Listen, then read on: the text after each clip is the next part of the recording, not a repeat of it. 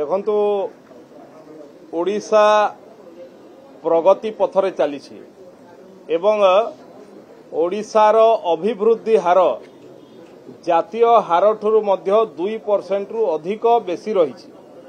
ये सूचौछि जे ओडिशार अर्थनीति गोटे मजबूत अर्थनीति, ओडिशार अर्थनीति गोटे लोकाभिमुखी अर्थनीति एवं बिजु जनता दल 24 वर्ष भितरे किभली राज्य को चलाउथले योजना घोषणा करिकरी तार अर्थ बराद करि पारु नथले। एभलिया अनेक योजना अछि। एबे जदि गणई भी कम से कम 50टा योजना मु गणई पारिबी जो योजना घोषणा करथिले 0 टंका रे ता पई अर्थ बराद करि पारु नथले। ये थिला तांकर सरकार, ये भारतीय जनता पार्टी रो सरकार, लोकंको सरकार, लोकंको पई सरकार।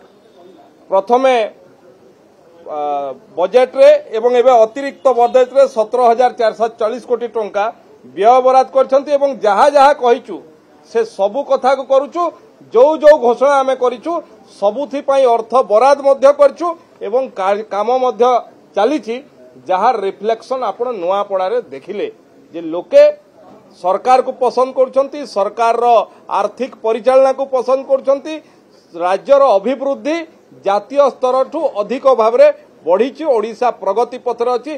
जो मानक पाखरे किछि कहिबार नाही, जो माने शह शह योजना घोषणा करथले ता पई अर्थ बराद करि पारु नथले, से पुणी अर्थनीति कथा कोन कहबे। एवं दीर्घ 24 वर्ष रे सामाजिक परिवर्तन केते हिछि तार उत्तर रखंतु।